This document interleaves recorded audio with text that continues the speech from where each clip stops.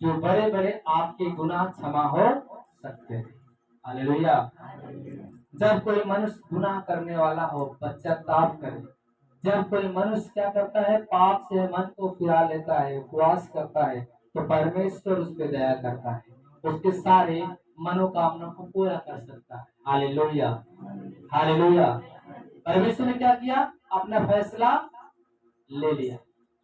पहले परमेश्वर को गुस्सा आया, पहले परमेश्वर को क्रोध आया कि मैं इस जाति को नाश कर दूंगा, मैं इस देश को तबाह कर दूंगा। लेकिन फिर जब लोगों ने परमेश्वर की इच्छा पे चलना शुरू कर दिया, तो वह परमेश्वर ने उस देश को नाश होने से क्या कर दिया, बचा लिया। वैसे आपका परिवार गुनाह से भर गया, आपके परिवार के लोग अत्याचार कर रहे हैं, आपके घर के लोग अत्याचार कर रहे हैं, आपके लोग आपकी बात को नहीं मानते, आपके लोग आपके परमेश्वर को गाली देते हैं, आपके लोग आपके घर के लोग परमेश्वर की निंदा करते हैं, तो परमेश्वर का क्रोध भड़क जाता है। उनके ऊपर किसका क्रोध भड़केगा? पर जब परमेश्वर का क्रोध भड़केगा तो परमेश्वर अपनी जलजलाहट उनके ऊपर डाल देगा। अगर वही लोग अगर गुनाह को कबूल कर ले, हाँ प्रभु मैंने तेरे विरुद्ध पाप किया, मैंने तेरे विरुद्ध मैंने चोरी किया, हत्या किया, गाली दिया, झूठ बोला, निंदा किया, मैंने व्यभिचार किया, हाँ प्रभु मैं पापी मनुष्य हूँ, मैंने तेरे सामने खड़ा होने का लायक नहीं हूँ, तब परमेश्वर आपके मन फिराने से अपना फैसला क्या कर लेगा, बदल देगा। जब आपका फैसला अडिग हो जाएगा कि अब मैं गुनाह नहीं करूंगा, प्रभु मुझे क्षमा कर दे, तब परमेश्वर आपके देश को आपको नाश होने से बचा देगा। Hallelujah, hallelujah.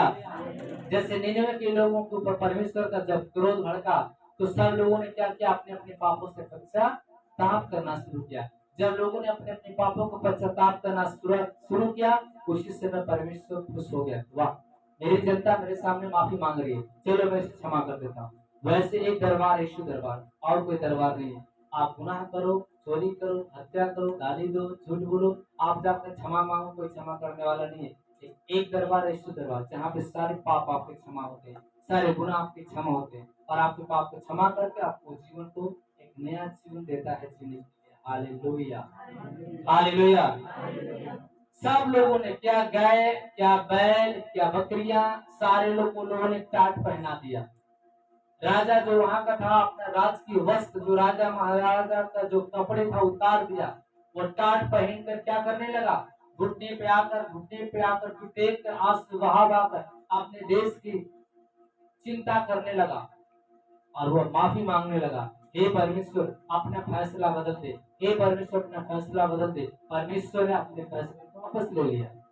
वैसे ही प्रार्थना करके, उपवास करके आप चाहेंगे तो परमेश्वर को आप आशीष ले सकते हैं, अपने मन को फिराकर परमेश्वर से आशीष ले सकते हैं।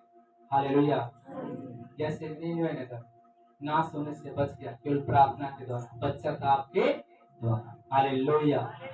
जहाँ पे 1,50,000 जनता थी, हालेलुया, सारी जनता को परमेश्वर ने क्या किया, नाश होने से। Hallelujah, hallelujah. धन्यवाद प्रभु यीशु, धन्यवाद प्रभु यीशु, धन्यवाद प्रभु परमेश्वर। हालेलुया, धन्यवाद प्रभु यीशु, धन्यवाद परम परमेश्वर। हालेलुया, हालेलुया, धन्यवाद प्रभु यीशु। आइए प्रेरितों की पत्री अध्याय 12 वचन 5 बोलते हैं। प्रेरितों की पत्री अध्याय 12 वचन 5। जब पतरस जेल खाने में था तो लोग क्या कर रहे थे? हालेलुया। प्रेरितों की पत्री अध्याय 12 वचन 5।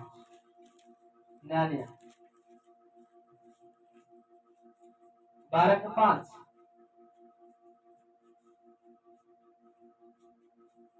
संख्या 182। संख्या 182 पढ़े। बंदीगृह में पतरस बंद था, बंदीगृह में पतरस जब बंद था जेल में, परंतु कलीसिया उसके लिए लौ लगाकर परमेश्वर से प्रार्थना कर रही थी। परंतु कलीसिया लौ लगाकर परमेश्वर से प्रार्थना कर रही थी। जब हेरोदेस उसे लोगों के सामने लाने को था। हालेलुया। बस बंदीगृह में पतरस क्या था? बंद था। बंदीगृह मतलब जेल खाने में पतरस बंद था। सारी कलीसिया क्या कर रही थी? लौ लगाकर प्रार्थना कर रही थी। लौ मतलब लगन से। जो आदमी लगन से प्रार्थना करेगा उसके हर एक काम पूरे हो जाएंगे। हालेलुया। कोई चीज की एक लगन होनी चाहिए। कोई आप काम धंधा करते हैं तो बहुत लगन से करते हैं, पढ़ाई करते हैं बहुत लगन से करते हैं, अच्छे नंबर पास करते हैं। अगर आप कोई भी काम को पूरा तन मन से अगर करते हैं तो अवश्य कि आप सफलता लाएंगे। वैसे प्रार्थना होता है। अगर आप प्रार्थना लगन से करेंगे, या आधी घंटा करें चाहे 1 घंटा करें, लेकिन लगन से करिए तो आपके जीवन में बड़े बड़े काम हो सकते हैं। Hallelujah, hallelujah. आपके जीवन में बड़े बड़े काम हो सकते हैं, लेकिन आपके मतलब लगन होनी चाहिए। किसी चीज के लिए प्रार्थना करने की लगन होनी चाहिए। Hallelujah, hallelujah. आइए 13 प्रेरितों के 12 का 2। हालेलुया। 13 का देखते हैं, 13 का 2। जब वे उपवास सहित प्रभु की उपासना कर रहे थे तो हाँ पवित्र आत्मा ने कहा, हाँ मेरे लिए बरनबास और शाऊल को उस काम के लिए अलग करो जिसके लिए मैंने उन्हें बुलाया है। हाँ। तब उन्होंने उपवास और प्रार्थना करके और उन पर हाथ रख के उन्हें विदा किया। हालेलुया। हालेलुया। देखिए इसी में प्रेरितों के 12 का 2। जब उपवास सहित प्रभु की उपासना कर रहे थे। उपवास, बार बार उपवास आ रहा है, इसलिए हमें शुक्रवार को उपवास रखना बहुत जरूरी है। शुक्रवार के दिन हमारे यीशु मसीह क्रूस पे लटकाए गए, वो गम का दिन होता है। उस दिन हम कुछ न खाए। उपवास के ही दिन 40 दिन जो परमेश्वर ने अपना परीक्षा पास करने के बाद शैतान से अपने कार्य को पूरा किया। लेकिन गुड फ्राइडे जिसको बोलते हैं शुक्रवार के दिन प्रभु यीशु मसीह के लोगों ने क्या किया, क्रूस पे लटकाया और शनिवार तक थे। हालेलुया। और शनिवार के रात में यीशु मसीह के लाश को कपड़े में लपेट के सफेद वस्त्र में कब्र में डाल दिया गया और इतवार के तड़के भोर में यीशु मसीह जिंदा हो गया। इसलिए शुक्रवार का दिन शोक का दिन होता है और शोक के दिन कुछ न खाए, अन्न ग्रहण न करें। इसलिए उपवास बार बार लिखा है। जब वे उपवास सहित प्रभु की उपासना कर रहे थे, कौन कर रहे थे? सारे चेले कर रहे थे। जब उपवास सहित प्रभु की उपासना कर रहे थे लोग, तो पवित्र आत्मा ने कहा उनसे, मेरे लिए बरनबास और शाऊल को उस काम के लिए अलग करो जिसके लिए मैंने उन्हें बुलाया है, जिसके लिए मैंने उन्हें बुलाया है। तब उन्होंने उपवास और प्रार्थना करके और उन पर हाथ रखकर उन्हें विदा कर दिया। हालेलुया। वही पौलुस था, शाऊल, जो परमेश्वर के काम कर रहा था। आत्मा ने उसे क्या कहा, तू मेरे नाम का प्रचार प्रसार करेगा। वही है जो कहा था उपवास से प्रभु की उपासना कर रहे थे लोग। खुद आत्मा ने उससे बातें किया, मेरे लिए बरनबास शाऊल को उस काम पे लगा दे जो मेरे काम करे। तब उन्होंने उपवास और प्रार्थना करके उन पर हाथ रख उन्हें विदा कर दिया। हालेलुया। धन्यवाद प्रभु यीशु, धन्यवाद परमपिता परमेश्वर। हालेलुया। धन्यवाद प्रभु यीशु, धन्यवाद परमपिता परमेश्वर। आइए ऐसा हो सकता है अध्याय 58 का देखते हैं, पुराना नियम। ऐसा हो सकता अध्याय 58। हालेलुया। धन्यवाद प्रभु यीशु, धन्यवाद प्रभु यीशु, धन्यवाद परमपिता परमेश्वर। 58 का 1 से पढ़ते हैं। उचित उपवास। हाँ। गला खोलकर पुकार, कुछ न रख छोड़, नरसिंहों का सा ऊंचा शब्द कर, मेरी प्रजा को उसका अपराध अर्थात याकूब के घराने को उसका पाप जता दे। हालेलुया। तो गला खोल की पुकार, कुछ मत रख छोड़। गला खोल के पुकारने का मतलब चिल्ला चिल्ला कर प्रभु की जय जयकार करो, अपने पास कुछ भी मत रख छोड़ो और मेरी प्रजा को बता दो कि जो अपराध उसने किया याकूब के घराने को, सब उसके पाप को चेतावनी दे दो कि प्रतिदिन मेरे पास आए और मेरी गति को जानने की इच्छा रखते हैं लोग, मानो वे धर्मी लोग। हालेलुया। हर व्यक्ति परमेश्वर की योजना को जानना चाहता है, हर व्यक्ति परमेश्वर की योजना को सुनना चाहता है। मानो धर्मी लोग हैं जिन्होंने परमेश्वर के नियमों को नहीं टाला, वे मुझसे धर्म के नियम पूछते हैं, परमेश्वर के निकट आने से प्रसन्न होते हैं। वे कहते हैं, क्या कारण है कि हमने उपवास रखा परंतु तूने इसकी सुधि नहीं ली, हमने दुख उठाया परंतु तूने कुछ ध्यान न दिया। सुनो, उपवास के दिन तुम अपनी इच्छा पूरी करते हो और अपने सेवकों से कठिन कामों को कराते हो। हालेलुया। तो कहता कि सुनो, तुम उपवास के दिन क्या करते हो? अपने ही इच्छा पूरी करते हो। उपवास के दिन हम प्रभु की इच्छा पूरी करें। जब आप फास्टिंग रहे तो कलीसिया है, कितने लोग क्या करते हैं? उपवास के दिन घर बैठ जाते हैं। तो किसकी इच्छा पूरी होगी?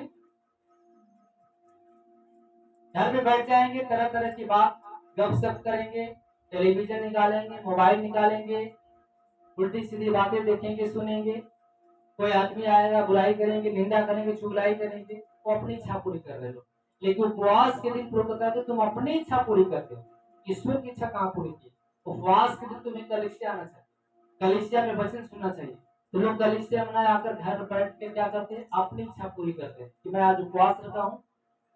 तो ऐसा नहीं, उपवास का मतलब कि हम जिसके नाम से उपवास रखते हैं हम उसके पास जाए, उसकी वचन सुने, उसके आनंद में भर जाए, तब परमेश्वर कहता है कि तुम मेरी इच्छा पूरी करते हैं। हालेलुया। लोग अपने सेवकों से कठिन काम कराते हैं। Hallelujah, hallelujah. लोग मेरी इच्छा जानना चाहते हैं, लेकिन जो नहीं आते मेरी इच्छा नहीं जान पाते। उनके पापों को परमेश्वर कहता बता दे, जो उन्होंने गलती किया चेतावनी दे दे, आकर अपने पापों को पश्चाताप करे हमारे पास आकर, क्योंकि प्रभु ने कहा तुम उपवास रखते हो। हालेलुया। अपनी इच्छा पूरी करते हो, दुख उठाते हो, परंतु तुम्हारी नहीं तो ध्यान दिया जाता है। तुम उपवास तो रखते हो परंतु तुम्हारी कोई सुधि नहीं लेता है। तुम दुख उठाते हो परंतु तुम्हारे पर कोई ध्यान नहीं देता है। सुनो, उपवास के दिन तुम अपनी इच्छा पूरी करते हो, अपने सेवकों से कठिन काम कराते हो। सुनो, तुम्हारे उपवास का फल यह होता है कि आपस में क्या करते हो? तुम लड़ाई करते हो। हालेलुया। क्या करते हो? बड़े चार का सुनो, तुम्हारे उपवास का फल यह होता है कि तुम आपस में लड़ते और झगड़ते और दुष्टता से घुसे मारते हो। आपस में तुम लड़ाई करते हो, झगड़ते हो, दुष्टता से घुसे मारते हो। जैसा उपवास तुम आजकल रखते हो, जैसा उपवास तुम आजकल रख रहे हो, उससे तुम्हारी प्रार्थना ऊपर नहीं सुनाई उससे देगी। तुम्हारी प्रार्थना ऊपर नहीं सुनाई देगी। जिस उपवास से मैं प्रसन्न होता हूँ, जिस उपवास से मैं प्रसन्न होता हूँ, अर्थात जिसमें मनुष्य स्वयं को दीन करे, स्वयं को दीन करे। क्या तुम इस प्रकार करते हो? क्या तुम इस प्रकार करते हो? क्या सिर को झाव के समान झुकाना, क्या सिर को झाड़ू के समान झुकाना, अपने नीचे टाट बिछाना अपने नीचे टाट बिछाना और राख फैलाने ही को तुम उपवास और यहोवा को प्रसन्न करने का राख दिन फैलाने को भी तुम यहोवा को प्रसन्न करने का दिन कहते हो। हालेलुया। तो तुम उपवास करते हो लेकिन आपस में क्या करते रहते हो? लड़ते रहते हो, झगड़ते हो। इस कारण तुम्हारी प्रार्थना ऊपर सुनाई नहीं जाती। बहुत सारे लोग क्या करते हैं? उपवास के दिन अपने परिवार में झगड़े कर लेते हैं, उपवास के दिन आपस में लड़ाई करते रहते हैं। इस कारण से यहोवा उनकी प्रार्थना स्वीकार नहीं करता है। Hallelujah, hallelujah. प्रभु ने तुम उपवास के दिन लड़ते हो, झगड़ते हो, इसलिए तुम्हारी प्रार्थना पर नहीं सुनाई देती है। आपस में नाराज हो जाते हो, लड़ाइयाँ करते हो, तुम्हारी प्रार्थना ऊपर नहीं सुनाई देती है। जिस उपवास से मैं प्रसन्न होता हूँ, अर्थात स्वयं मनुष्य क्या करे? दीन करे, अपने को क्या करे? दीन करे। हालेलुया। अपने को दीन बनाए। क्या तुम इस प्रकार दीन बनाते हो? क्या तुम सिर के उधार के समान सिर झुकाते हो, टाट बिछाते हो, राख फैलाते हो? तुम यहोवा को उपवास, यहोवा को प्रसन्न करने के दिन कहते हो। अरे जिस उपवास से मैं प्रसन्न होता हूँ वह यह है कि अन्याय से बनाए हुए दासों को, अंधेर से आने वालों को जुआ तोड़कर उनको छुड़ा लेना चाहिए। हालेलुया। और सब्जियों को टुकड़े टुकड़े कर देना चाहिए। क्या यह नहीं कि अपनी रोटी भूखों को बांट देना, अनाथों को मारे में, मृत्यु को अपने घर ले आना, नंगे को देकर वस्त्र बनाना और अपने जाति भाइयों से अपनी को नसीब बना, तब तेरा प्रकाश और भरते चमकेगा और तू शीघ्र चंगा हो जाएगा। हालेलुया। उपवास के दिन क्या करना है? जो बंदी गृह उन्हें छुड़ा लेना, असहाय